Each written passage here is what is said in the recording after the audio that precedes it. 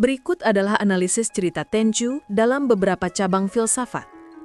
1. Etika atau filsafat moral. Cerita Tenchu adalah sebuah studi kasus yang menarik tentang dilema moral. Aksi para ninja Azuma dapat dianalisis melalui beberapa teori etika utama. A. Deontologi versus konsekuensialisme atau kewajiban versus akibat. Ini adalah konflik etis sentral dalam Tenchu. Deontologi atau etika kewajiban. Aliran ini menyatakan bahwa moralitas sebuah tindakan terletak pada niat dan ketaatan pada kewajiban atau aturan, terlepas dari hasilnya. Penerapan di Tenchu, Rikimaru dan Ayame adalah penganut deontologi yang sempurna. Landasan moral mereka adalah kewajiban dan kesetiaan mutlak kepada Tuan Gohda. Sebuah misi dianggap benar dan baik karena itu adalah perintah dari Tuan mereka yang adil.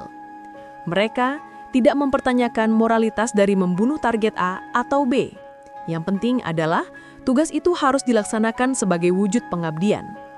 Bagi mereka, kesetiaan adalah kebajikan tertinggi. Konsekuensialisme atau etika akibat atau utilitarianisme. Aliran ini menilai moralitas sebuah tindakan berdasarkan hasil atau konsekuensinya. Tindakan yang benar adalah yang menghasilkan kebaikan terbesar bagi jumlah orang terbanyak. Penerapan di Tenchu, dari sudut pandang Tuan Gohda dan kerajaannya, keberadaan para ninja Azuma dibenarkan oleh konsekuensialisme.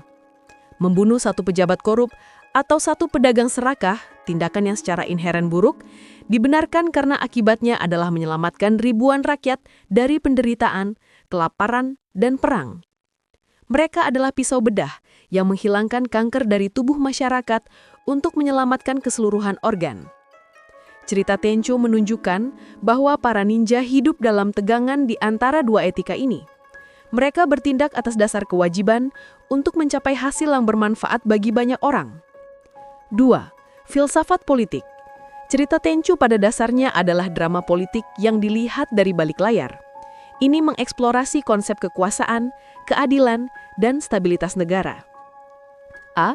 Teori kontrak sosial. Filsafat ini menyatakan bahwa negara terbentuk karena individu-individu secara implisit setuju untuk menyerahkan sebagian kebebasan mereka kepada seorang penguasa atau pemerintah sebagai imbalan atas keamanan dan ketertiban. Penerapan di Tenchu, Tuan Gohda adalah representasi dari penguasa yang ideal dalam kontrak sosial. Ia adil dan bertujuan mensejahterakan rakyatnya. Para penjahat dalam game, panglima berang saingan, menteri pengkhianat adalah pihak-pihak yang melanggar kontrak sosial ini. Mereka mengutamakan kepentingan pribadi di atas ketertiban umum, sehingga menciptakan kekacauan. Peran ninja. Para ninja Azuma berfungsi sebagai instrumen penegak kontrak sosial yang tidak resmi. Ketika hukum formal tidak mampu menjangkau para pelanggar yang licik dan berkuasa, para ninja hadir untuk memaksa mereka kembali ke dalam tatanan atau menyingkirkannya demi menjaga keutuhan negara. B.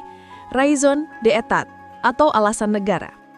Ini adalah konsep politik yang menyatakan bahwa demi keamanan dan kelangsungan hidup negara, seorang penguasa dibenarkan untuk mengambil tindakan yang mungkin dianggap tidak bermoral jika dilakukan oleh individu biasa. Penerapan di Tenchu, keberadaan klan Azuma adalah manifestasi sempurna dari raison d'etat. Tuan Gohda sebagai seorang pemimpin yang baik tidak bisa secara terbuka mengeksekusi lawan politiknya tanpa bukti yang kuat.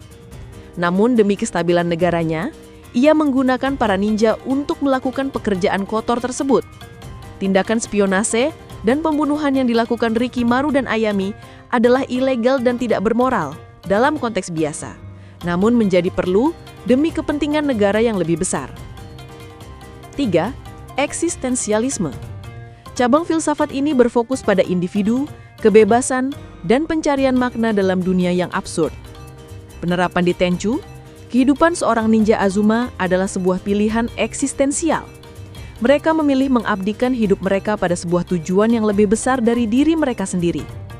Makna hidup mereka ditemukan bukan dalam kebahagiaan pribadi, namun dalam pemenuhan peran mereka sebagai pelindung bayangan. Kehidupan otentik.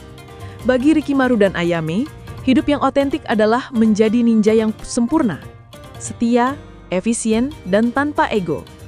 Mereka menolak godaan kekuasaan pribadi, seperti yang dipilih musuh mereka, Onikage, dan sepenuhnya merangkul takdir mereka. Ada semacam keindahan tragis dalam eksistensi mereka. Mereka menemukan makna justru dengan menghapus identitas pribadi mereka dan menjadi simbol dari sebuah tujuan.